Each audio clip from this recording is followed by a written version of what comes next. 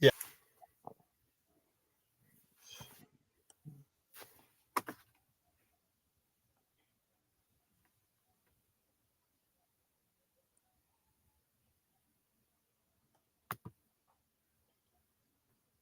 We hope everyone is having a good Thanksgiving week so far. It's just Tuesday, but still, it's a great week for any and anybody in the state of Louisiana. You know, school is out, and also football season still goes, and also the high school basketball season is going as well. We thank y'all so much yesterday for joining us for the 2025 Conville Invitational. We had three very exciting games yesterday.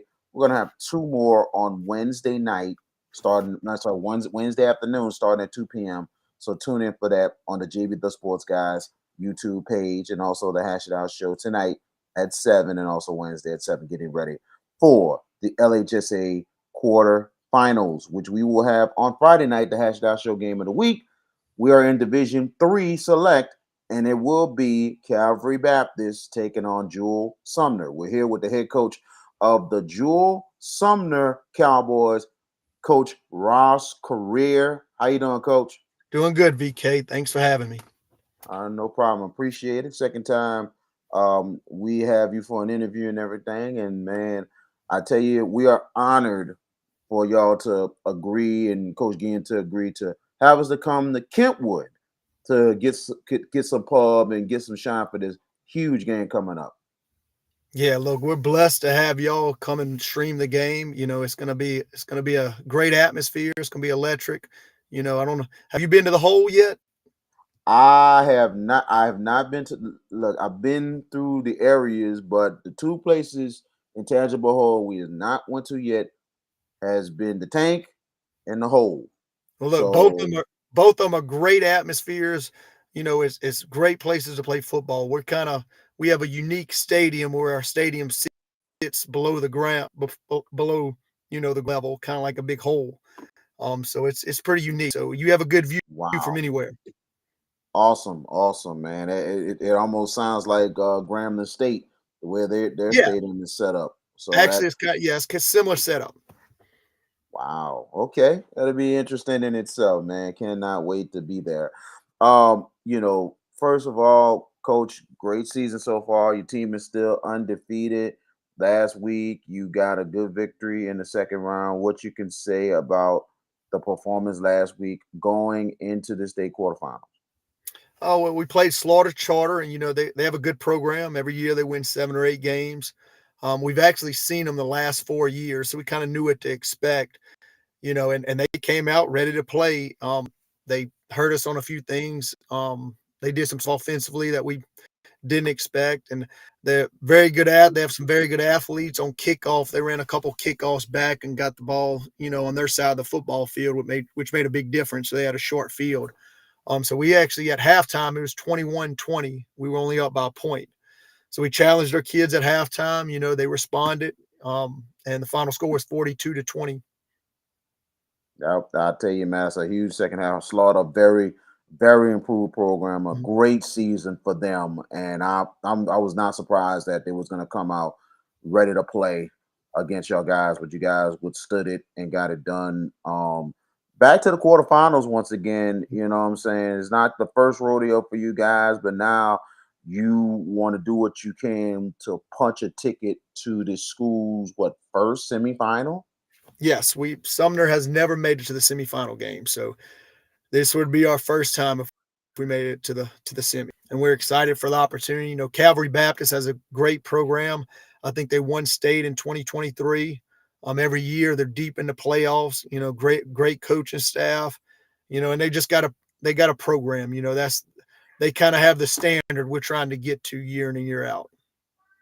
Very much agreed. I tell you, that's a very, very good program. Coach Ginn knows that one thing about their program that they definitely have high standards, but he gives a lot of respect to your program, and he was like, "Man, we really gonna have to buckle up against Sumner." What did you see this week with Calvary Baptist, and how has been the preparation for you guys this week going into this game?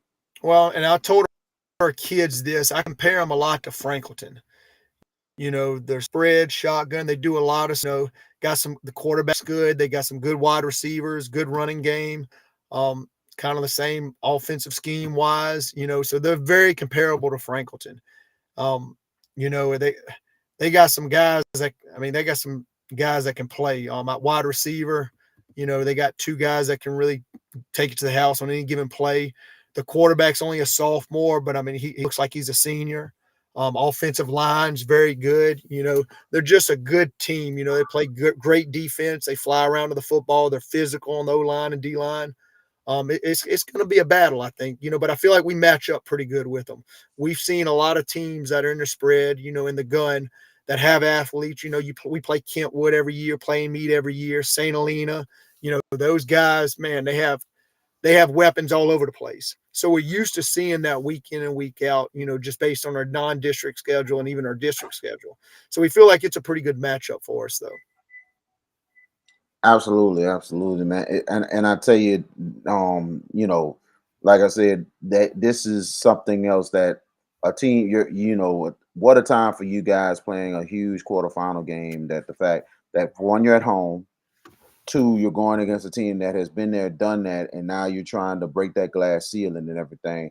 So it is going to be a huge one there. Let's talk about your players right quick. Give us about uh who's been, like, we talked about a couple of your players before. Talked about the ones that's been stepping up recently, offensively and defensively. Give us about at least two or three of them. Well, on offense, it's definitely our backfield, and Jamon Dyson, he's the guy, and he's been our guy for the last couple of years. Right now, he's around 1,200 yards rushing. I think he's got around 200 or 300 yards receiving. But when we need a play, we look to him. And then we also have Jakari Brown. He's been stepping up a lot as of late. He's only a sophomore, but he's a real fast kid. He's made some big time receptions in the last few games. And he's one of those kids. He's a 4-4 kid, so if he breaks one, it's hard to catch him. But he's really played great. And our quarterback, we're throwing the ball a little bit more. We're still going to run first, but he can throw it if we need to throw it. And every day at practice, he's getting better and better. So we need those guys to step up and have a good night Friday night. Very much agree. What were you looking at on the defensive side? Who's been really stepping up recently? Colin Mack is our defensive end. He's been he's been almost unblockable as of late. He has 17 sacks right now. He's leading the team in tackles. I want to say he has around 93 tackles. I think out of those tackles, I want to say half of them, 45 of them, are tackles for a loss. So he's in the backfield the whole night. And with them, it's just trying to get them. Calvary does a great job, running. They're 50-50. They can run, they can throw the ball. So it's trying to get them to, be one dimensional, try to take away what they do best, and I feel like we have a good game plan to do that. But we're going to rely heavily on our defensive line to step up. Well, this is like, now you've been building this program for a while and everything, and quarterfinals is nothing new. But what are your thoughts on how a quarterfinal week is, especially for not just yourself but the kids and the coaches, knowing that you know, you got, you, for one, you ain't got to worry about classes. You ain't got to worry about lesson plans. You ain't got to worry about none of this stuff for a whole week. You just come to practice in the morning, take care of business, look at film, and just prepare. And you got the rest of the day to just rest and relax before you get to practice the next day, get ready for Friday. Yeah, and the kids kind of embrace it. We were here last year, so we kind of knew what to expect, and we treat it just like we were in camp. I tell our kids when we go to camp in August, when we start a camp, come in early in the morning just like this, and we stay a little later. But I'm like, okay, guys, our goal is to get to the quarterfinals, and we want to do this just like this. I get them breakfast when they come in. We usually lift before we practice. So they kind of knew what to expect just from camp the last couple of years, and also being in the quarterfinals last year. But the kids embrace it. They're happy to be here. And like you said, you get a little more football time versus at school. They're worried about more academics, and they have this and they have that. They have this program going on. They might have a field trip. Right now it's just about football. And our expectations are still to try to get to the semifinals. But it's been a good week so far. We just finished practice a little while ago. So we're gonna go one more day. I'm gonna give them off Thursday, and then we'll do a little walkthrough on Friday, and we'll be ready to play on Friday. That's a really good thing more than anything else. You know, going into Friday night, hosting this quarterfinal game. I don't know this is the first home quarterfinal game you're hosting, but how much this atmosphere, how much these fans of the Cowboys are they excited for this big home game coming up? Probably one of the biggest ones maybe ever. That and potentially we'll see what happens if you guys get it done. Possibly another, but at the same time, this is going to be a huge one because you keep telling me about the atmosphere, and I know you guys played a meet, and I heard Mhm. a lot of folks was at that game, but I know it's different when you're at home in the hole. What is the atmosphere going to look like Friday for possibly one of your biggest home games? Yeah, well, last year we had a home playoff game. We were home for the quarterfinals last year. So it's going to be a little bigger than that though, just because we're undefeated. We had a big one against A Meet. We won district, so the community feels like okay. We got a shot to be in the dome, so they're going to show up. They've been showing up all year. They're going to continue to show up. Our administration does a great job. Getting everybody in. Do a big fireworks show. Before the game. It's going to be a big time atmosphere. And like I said, there's not a bad seat because the way our stadium is set up, it looks down into the hole. So you're looking down on the field. There's not a you have a great view wherever you are in the stadium. Understandable, man. Woo, that's is. I tell you, I cannot wait. I wonder they doing it time to tailgating and stuff. I know they should be having some Oh yeah, tailgating out there. they're they're gonna tailgate. Yeah, a bunch will be tailgating starting early. They asked about it, so they can actually come a little earlier Oh man. because when we have school. They have to wait till school's out. They can come. So they'll be here probably around 11, 12 o'clock. A bunch of them. Oh. Ah, nice. I tell you one thing, man. I know a couple of my guys. They like to eat, so Yeah. I know you probably I know you'll probably have a little Yeah, something for us. We ain't we will. begging, but we just just saying. I know you're gonna have something for We us. will. We'll take So care of it. awesome, awesome. We appreciate it. Now I'm gonna ask you this last question here. What would it mean to you and this Joel Sumner team if you get it done on Friday night and knock out the four-time state champions in Calvary Baptist and break the glass ceiling and you guys making your first trip to the semis? I mean, it would be testament to the hard work, and the dedication that our kids have put in the last few years, especially this senior class. Most of them have been starting since they were sophomores, and their goals, they set their goals high, when they came in as freshmen.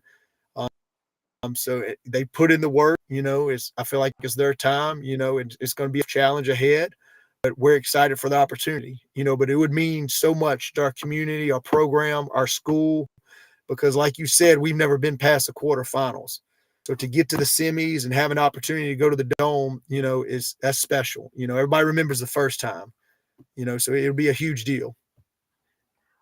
Well, I know your family is excited, sir. I know your family's excited. I know your dad is going to be there and your uncle is going to be Yes. there. And man, it will be a full circle moment if you get this done on Friday night. Because I know, like you mentioned, both your dad and your uncle being almost every Mhm. game. So Yeah. so I know your family's excited, and I know Thanksgiving Day is going to be something else. You're going to get a lot of talk that day. Oh yeah. They're actually both coming to my house for Thanksgiving meal. So I'll see them the day before the game and we'll be talking football, I'm sure. Absolutely. Ross Currier of the Jewel Sumner Cowboys. We definitely appreciated the Hash It Out show.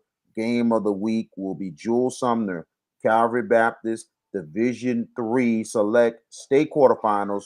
We will have coverage starting at 6:45 on JB the Sports Guys YouTube page. We'll come on, we'll stay on to the kickoff at 7. We're gonna get it going. The winner will go to the state semifinals and tune in to the Hash It Out show tonight at 7 o'clock and tomorrow night at 7 as well. We got a big time special guest tonight, a legendary coach, Denny Duran from Evangel. He'll be joining us tonight. So please tune in, continue to support the Hash It Out Show. And Coach Career, we thank you for joining us. We definitely appreciate it. We wish you the best Friday night versus Calvary Baptist. Well, thank you for having me, VK. We appreciate it, man.